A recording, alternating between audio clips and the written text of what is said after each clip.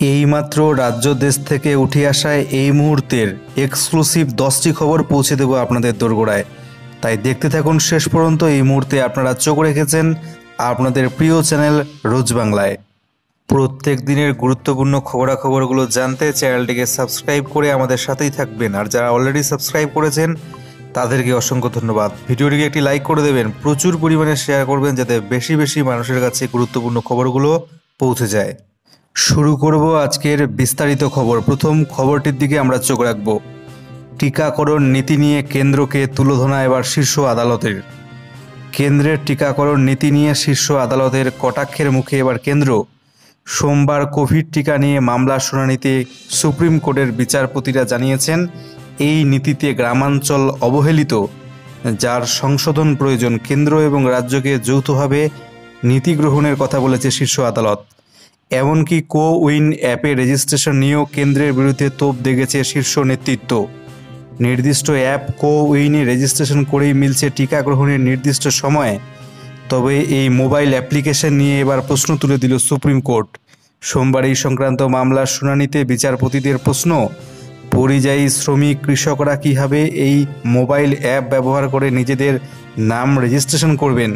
কেন্দ্র কি মনে করে সবাই ডিজিটাল মাধ্যমে এতটাই সক্রিয়? এরপরেই শীর্ষ আদালতের পরামর্শ, টিকা নীতি সুস্পষ্ট সরল করতে হবে কেন্দ্র সরকারকে। এছাড়া এদিনের শুনানিতে সরকারি বেসরকারি স্তরে টিকার দুরকম দাম নিয়েও কেন্দ্রকে প্রশ্ন করেন সুপ্রিম কোর্টের বিচারপতিরা। কেন্দ্রের তরফে সওয়াল করেছিলেন সলিসিটর জেনারেল তুষার মেহতা। তাকে ভর্ৎসনার মুখে পড়তে হয়। শীর্ষ আদালতের পরামর্শ, দেশজুড়ে টিকার একটাই দাম হওয়া উচিত। কেন্দ্রের দাবি 2021 ডিসেম্বরের মধ্যে টিকাকরণ প্রক্রিয়া সম্পূর্ণ হওয়ার লক্ষ্যে এগোচ্ছে। তবে তার মাঝেই টিকা নীতি নিয়ে সুপ্রিম কোর্টের একাধিক সমালোচনার মুখে পড়তে হলো এবার দিল্লিকে। দেশ জুড়ে করোনা অতিমারির মধ্যেই মোদির স্বপ্নের প্রকল্প প্রায় 20,000 কোটি টাকা খরচ করে নতুন সংসদ ভবন এর নির্মাণ চলবেই, জানিয়ে দিল আদালত। মামলাকারীকে 1 লক্ষ টাকা জরিমানা করল তার সাথে আদালত। করোনা আবহে রাজধানীতে নতুন সংসদ ভবনের অর্থাৎ নিউ পার্লামেন্ট হল নির্মাণ নিয়ে প্রশ্ন তোলেন বিরোধীরা। জনস্বার্থ মামলা দায়ের হয় দিল্লি হাইকোর্টে। অবশেষে সোমবার সেই অভিযোগ উড়িয়ে দিয়ে দিল্লি হাইকোর্টের রায়ে এক ধাপ এগিয়ে গেল নির্মাণের কাজ। আদালত জানিয়ে দিয়েছে সেন্ট্রাল ভিস্তার নির্মাণ একান্ত প্রয়োজনীয়। এর বিরুদ্ধে যে জনস্বার্থ মামলা হয়েছিল তা উদ্দেশ্য প্রণীত এবং যথাযথ নয়। আদালতেও জানায়, যেহেতু স্থানীয় এলাকাতেই শ্রমিকরা থাকছেন তাই নতুন সংসদ ভবনের নির্মাণ বন্ধ করার প্রশ্নই ওঠে না। শুধু তাই নয়, বিচারপতি DN প্যাটেল এবং বিচারপতি জ্যোতি সিংয়ের নেতৃত্বে গঠিত বেঞ্চ এই জনস্বার্থ মামলাকারীর উপর 1 লক্ষ টাকার জরিমানাও ধার্য করেছে।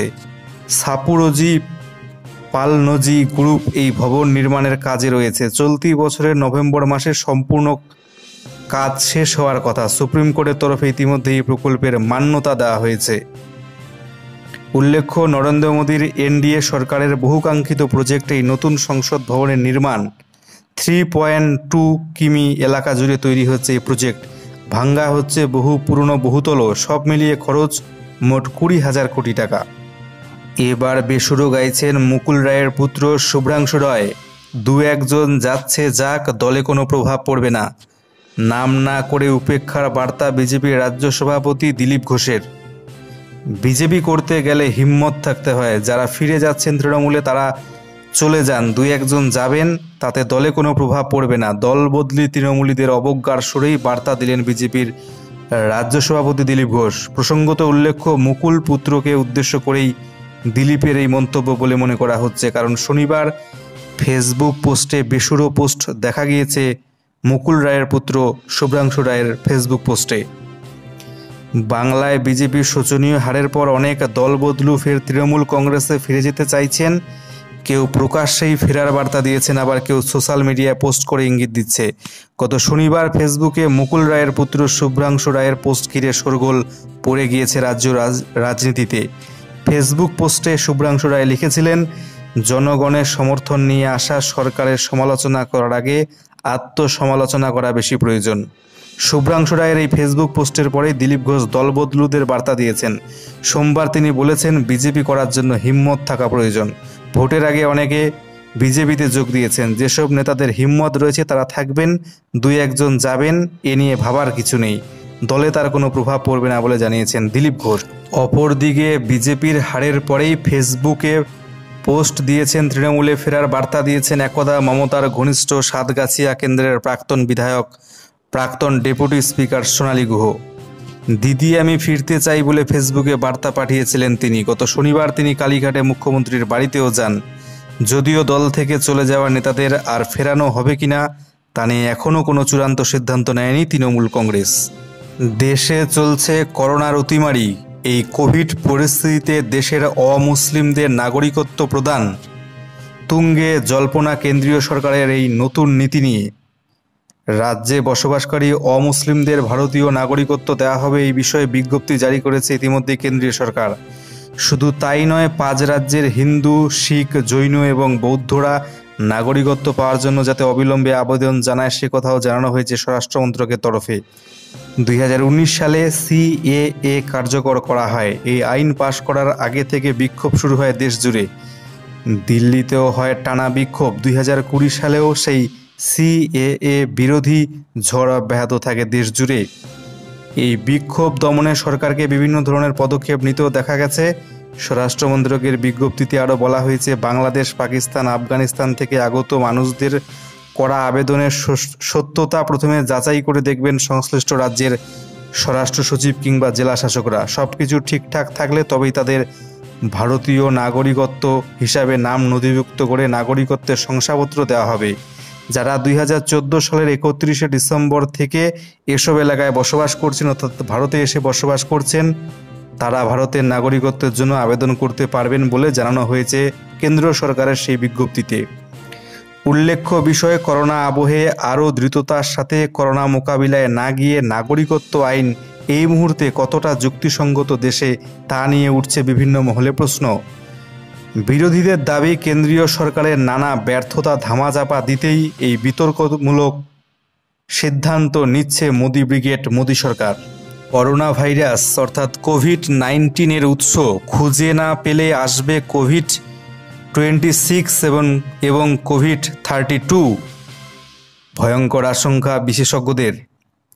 খুঁজে বার করতেই হবে কোভিড-19 অর্থাৎ করোনা ভাইরাসের উৎসস্থল, নইলে আগামী দিনে আসতে চলেছে বিশ্বজুড়ে আরও বড় ভয়ঙ্কর বিপদ। কোভিড-19 উৎসস্থল না খুঁজে পেলে পৃথিবীর বুকে আছড়ে পড়তে পারে কোভিড-26 এবং কোভিড-32। করোনার জন্ম অর্থাৎ কোভিড-19 জন্ম কোথায়, কিভাবে হয়েছিল এই ভাইরাস সৃষ্টি, সেই প্রশ্নের উত্তর এখনও পায়নি বিশ্ব। তবে বিশেষজ্ঞরা মনে করেন কোভিড-19 চীনের উহান থেকে ছড়িয়ে পড়ে। বর্তমানে আমাদের দেশে চলছে কোভিডের দ্বিতীয় ঢেউ, আবার তৃতীয় ঢেউ আছড়ে পড়ার সম্ভাবনা রয়েছে। প্রথম থেকেই করোনা ভাইরাসের উৎপত্তি নিয়ে বিতর্ক শুরু হয়েছে পৃথিবী জুড়ে, কারণ চীনের উহান থেকে করোনা ভাইরাস প্রথম ছড়িয়েছে মনে করা হলেও চীনের দাবি তাদের দেশ থেকে ছড়ায়নি করোনা ভাইরাস। এবার আসতে পারে কোভিড-26 এবং কোভিড-32 মারণ ভাইরাস। তবে এবার বিশেষজ্ঞরা বলছেন কোভিড-19 উৎসস্থল খুঁজে না পাওয়া গেলে ভবিষ্যতে কিন্তু এই কোভিড-26 এবং কোভিড-32 অর্থাৎ কোভিড-26 এবং কোভিড-32 আসবে পৃথিবীর বুকে। মার্কিন ফুড অ্যান্ড ড্রাগ অ্যাডমিনিস্ট্রেটরের প্রাক্তন কমিশনার স্কট গটলিয়ার জানিয়েছেন, চীনে পরীক্ষাগার থেকে ভাইরাস লিক করেছিল, এই সন্দেহটা জোরদার হচ্ছে, কিন্তু চীন সেটা মানতে চাইছে না। আবার অন্যদিকে Texas children hospital centre for vaccine ডেভেলপমেন্টের সহকারী ডিরেক্টর পিটার হোটেচ বলেন, কিভাবে সংক্রমণ ছড়িয়েছে তা না জানা গেলে সমগ্র বিশ্বে আরও ভয়ঙ্কর আকারে ছড়িয়ে পড়বে করোনার ভাইরাস। রাজ্যের বিধিনিষেধ অর্থাৎ লকডাউন নিয়ে বিরাট বড় ঘোষণা রাজ্যের মুখ্যমন্ত্রী মমতা বন্দ্যোপাধ্যায়ের। বিধিনিষেধে দেওয়া হলো বিরাট বড় ছাড়, ঘোষণা করলেন মুখ্যমন্ত্রী। কি জানিয়েছেন তিনি আপনাদেরকে জানিয়ে দেব। করোনা ঠেকাতে রাজ্য জুড়ে কড়া বিধিনিষেধ জারি রয়েছে ইতিমধ্যে, আর সেই বিধিনিষেধেই এবার দেওয়া হলো কিছুটা ছাড়। এ প্রসঙ্গে মমতা বন্দ্যোপাধ্যায় বলেন, খুচরো দোকানগুলো বর্তমানে সকাল 7টা থেকে 10টা পর্যন্ত খোলা থাকে। এবার থেকে খুচরো দোকানগুলো 7টা থেকে 10টা পর্যন্ত তো খোলা থাকবেই, তার সাথে সাথে দুপুর বেলা 12টা থেকে 3টে পর্যন্ত খুচরো দোকানগুলো খোলা থাকবে আজ থেকেই। এছাড়াও তথ্য প্রযুক্তি শিল্পে 10% কর্মী নিয়ে অফিস চালানো যাবে বলে জানিয়েছেন মুখ্যমন্ত্রী মমতা বন্দ্যোপাধ্যায়। কি জানিয়েছেন তিনি, সরাসরি সেই ভিডিও ফুটেজটি আপনাদেরকে দেখিয়ে দেবো আমরা। যে আমাদের কাছে কিছু রিকোয়েস্ট এসছে, যেহেতু 16 তারিখ পর্যন্ত বিধিনিষেধ চলবে, তাই যেমন বইয়ের দোকান, বইপাড়া, ধরুন রিটেল মার্কেট, যেটা হচ্ছে ওই জিনিসপত্র মুদির দোকান থেকে শুরু করে বিভিন্ন পাড়ায় যেসব দোকান থাকে, এইরকম আরও অনেক দোকান আছে। সুতরাং যেহেতু আমরা শাড়ির দোকান এবং সোনার দোকান, তাদের ইন্টারেস্টে আমরা 12টা থেকে 3টে খোলা রেখেছিলাম। এর সাথে রিটেল মার্কেটের দোকানগুলোও যুক্ত হবে। আর এছাড়াও আইটি সেক্টরে 10% অফ স্ট্রেংথ তারা আইটি সেক্টরে কাজ করতে পারবে, এটাও অ্যালাউ করা হচ্ছে। আর কনস্ট্রাকশন অ্যাক্টিভিটিসের ব্যাপারে আমি আগেও আপনাদের বলেছিলাম যে যদি কোনো কনস্ট্রাকশন কোম্পানি নিজের কর্মীদের ভ্যাকসিনেশন দিয়ে তাদের যদি কাজে লাগায়, সেটাতে আমাদের কোনো আপত্তি নেই, প্রোভাইডেড সোশ্যালি ডিস্টেন্সিং মেনটেন করে, মাস্ক পরে এবং ভ্যাকসিনেশন নিয়ে, তবেই আমরা তাদের অ্যালাউ করব। রাজ্যের মুখ্যমন্ত্রী মমতা বন্দ্যোপাধ্যায়ের মাস্টার স্ট্রোক, প্রধানমন্ত্রী নরেন্দ্র মোদীকে দিলেন যোগ্য জবাব। রাজ্যের মুখ্য সচিব আলাপন বন্দ্যোপাধ্যায়কে মুখ্য উপদেষ্টা পদে নিয়োগ করলেন মমতা। নয়া মুখ্য সচিব হচ্ছেন দ্বিবেদী। কেন্দ্রের চিঠির পরও আলাপন বন্দ্যোপাধ্যায়কে ছাড়েনি রাজ্য, বরং সোমবার নিজের কর্মজীবন থেকে অবসর নিলেন আলাপন বন্দ্যোপাধ্যায়। মুখ্যমন্ত্রীর মুখ্য উপদেষ্টা পদে তাকে নিযুক্ত করলেন মমতা বন্দ্যোপাধ্যায়। রাজ্যের নতুন মুখ্য সচিব হলেন হরিকৃষ্ণ দ্বিবেদী এবং স্বরাষ্ট্র সচিব পদে তার বদলে এলেন বিপি গোপালিকা। মুখ্য সচিবের বদলি নিয়ে তুঙ্গে রাজ্য কেন্দ্র টানাপোড়েন। আলাপন বন্দ্যোপাধ্যায়কে এখন ছাড়া যাবে না, সোমবার চিঠি দিয়ে জানিয়েছিলেন মুখ্যমন্ত্রী। বিকেল 5টার কিছুক্ষণ আগে রাজ্যকে পাল্টা চিঠি দেয় কেন্দ্র সরকার। তাতে মুখ্য সচিবকে অবিলম্বে কেন্দ্রের কাজে যোগ দেওয়ার নির্দেশ দেওয়া হয়। উল্লেখ্য, 31শে মে আলাপন বন্দ্যোপাধ্যায়ের অবসর গ্রহণের দিন ছিল, কিন্তু রাজ্যের কোভিড পরিস্থিতি, ঘূর্ণিঝড় ইয়াস পরবর্তী পরিস্থিতি সামাল দিতে তার কর্মজীবনের মেয়াদ 3 মাস বৃদ্ধির আবেদন জানায় রাজ্য কেন্দ্র সরকারের কাছে। তাতে সায় দেয় মোদী সরকার, কিন্তু এর কয়েকদিনের মধ্যেই আলাপন বন্দ্যোপাধ্যায়কে দিল্লিতে বদলির নির্দেশ দেয় প্রতিহিংসা বশত কেন্দ্রীয় সরকার। এর পরেই তুঙ্গে ওঠে টানাপোড়েন জল্পনা রাজ্য কেন্দ্র সরকারের মধ্যে। এদিন সকালে দিল্লিতে কাজে যোগ দেওয়ার নির্দেশ থাকলেও যাননি মুখ্য সচিব আলাপন বন্দ্যোপাধ্যায়, বরং কর্মজীবনের মেয়াদ বৃদ্ধি না করে 31শে মে তারিখেই অবসর নিলেন তিনি। তবে 1 জুন আজ থেকেই মুখ্যমন্ত্রীর মুখ্য উপদেষ্টা পদে নতুন কর্মজীবন শুরু করছেন তিনি, অর্থাৎ আলাপন বন্দ্যোপাধ্যায়। আগামী 3 বছর এই পদে নিযুক্ত থাকবেন তিনি। তবে মুখ্য সচিবের সঙ্গে এহেন আচরণ নিয়ে কেন্দ্রীয় সরকারের তীব্র সমালোচনা করেছেন এদিন মুখ্যমন্ত্রী। কেন্দ্রকে মুখ্যমন্ত্রীর প্রশ্ন, কেন মুখ্য সচিবকে ডেকে পাঠানো হলো? চিঠিতে কোথাও তার কোনো কারণ উল্লেখ করেনি কেন্দ্র সরকার। একই সঙ্গে তার দাবি, এটা স্রেফ প্রতিহিংসামূলক আচরণ। বাংলায় জিততে না পেরে এমন কাজ করছে কেন্দ্রের বিজেপি সরকার। ওরা মমতা বন্দ্যোপাধ্যায়কে পছন্দ করে না, তাই হয়রান করা হচ্ছে। এমন নির্মম প্রধানমন্ত্রী আগে দেখিনি বলে মন্তব্য করলেন মুখ্যমন্ত্রী মমতা বন্দ্যোপাধ্যায়। এছাড়াও এদিন মমতা বন্দ্যোপাধ্যায় মন্তব্য করেছেন, পস্তাতে হবে। আলাপন নিয়ে দৌড়তে মোদীকে চরম হুঁশিয়ারি মমতার, ডাক বিরোধী ঐক্যের। প্রধানমন্ত্রীকে কার্যত হুমকি দিলেন মমতা বন্দ্যোপাধ্যায়, বললেন কেন্দ্র প্রতিহিংসামূলক রাজনীতি করছে, এর জন্য ওদের পস্তাতে হবে। মমতা বন্দ্যোপাধ্যায় এদিন জানিয়ে দেন, প্রতিহিংসা করে তাকে আটকানো যাবে না। জানিয়ে দেন এভাবে তাকে থামানো যাবে না। এমনকি কেন্দ্রের এই সিদ্ধান্তের প্রতিবাদে দেশের বিরোধী শাসিত রাজ্যগুলোর মুখ্যমন্ত্রী এবং বিরোধী নেতাদের একজোট হওয়ার ডাকও দেন মুখ্যমন্ত্রী মমতা বন্দ্যোপাধ্যায়। মমতা বলেন, সকলের এককাট্টা হয়ে এর বিরুদ্ধে আওয়াজ তোলা উচিত। বিরোধী দলগুলোর মুখ্যমন্ত্রীরও একজোট হওয়া উচিত। এখন বিজেপি স্বৈরাচারীর মতো ব্যবহার করছে, হিটলার স্টালিনের মতো ব্যবহার করছে, কিন্তু এভাবে আমাদের স্বাধীনতার সম্মান কেড়ে নিতে দেব না ওদের। রাজ্যের প্রাক্তন মুখ্য সচিব আলাপন বন্দ্যোপাধ্যায়কে নিয়ে গত 4 দিন ধরেই কেন্দ্র রাজ্যই টানাপোড়েন চলছে। रहना चाहता है, हम डरते नहीं, हम मरने के लिए तैयार है, लेकिन हम डरते नहीं है। जो डरते हैं वो मरते हैं, और जो लड़ते हैं वो जीतते हैं। हम करेंगे, लड़ेंगे, जीतेंगे। और जो कवर्डाइज है वो डरते हैं, हम डरते नहीं है। अभी सबको एक इकट्ठा होकर उसको खिलाफ में आवाज उठाना चाहिए। এক প্রাক্তন মন্ত্রী থেকে বিজেপির বহু নেতা এবং মন্ত্রী অনেকে মমতার দরজায় লাইন দিয়ে দাঁড়িয়ে রয়েছেন তৃণমূল কংগ্রেসে যোগ দেওয়ার জন্য। এমনই কিন্তু সূত্র মারফত খবর। সোনালী গুহ এবং দীপেন্দু বিশ্বাসের পর অন্তত 3 জন গুরুত্বপূর্ণ নেতা মন্ত্রী বিজেপি থেকে তৃণমূলীতে যোগ দেওয়ার জন্য লাইন দিয়ে রয়েছেন, যোগাযোগ করছেন তৃণমূল কংগ্রেসের সঙ্গে। তৃণমূল যদিও তাদের ফিরিয়ে নিতে নিমরাজি, কারণ তারা বিজেপিতে গিয়ে মমতা ব্যানার্জির নামে নানা গালমন্দ করেছিলেন। তাদের মধ্যে একজন তৃণমূল কংগ্রেসের প্রাক্তন ক্যাবিনেট মন্ত্রী রয়েছেন বলে সূত্র মারফত খবর।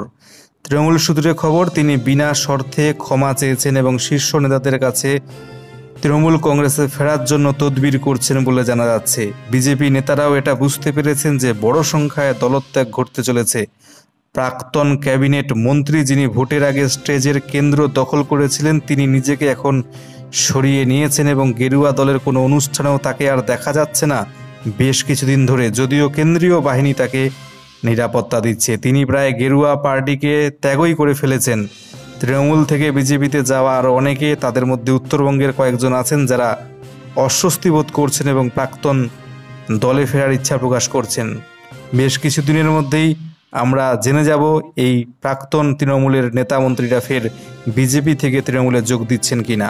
সেজন্য আপনাদের কিন্তু আর কিছু সময় ওয়েট করতেই হবে। কেমন থাকবে রাজ্যের আবহাওয়া জেনে নেব আজকের ওয়েদার রিপোর্ট।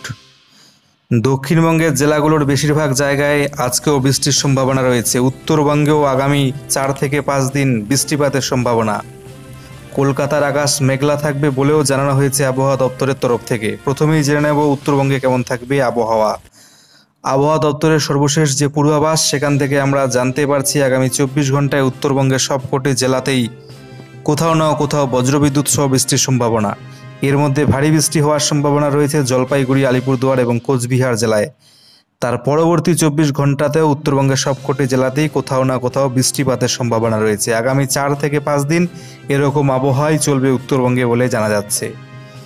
দক্ষিণবঙ্গে যে আবহাওয়া দপ্তরের পূর্বাভাস দেওয়া হয়েছে, সেখান থেকে জানা যাচ্ছে আগামী 24 ঘন্টায় দক্ষিণবঙ্গের সবকটি জেলাতেই বজ্রবিদ্যুৎ সহ বৃষ্টি হবে। তবে এর মধ্যে ভারী বৃষ্টি হতে পারে উত্তর এবং দক্ষিণ 24 পরগনা, মুর্শিদাবাদ এবং নদিয়ায়। পরবর্তী 24 ঘন্টাতেও দক্ষিণবঙ্গের সবকটি জেলাতেই বজ্রবিদ্যুৎ সহ বৃষ্টির পূর্বাভাস দেওয়া হয়েছে আলিপুর আবহাওয়া দপ্তরের তরফ থেকে।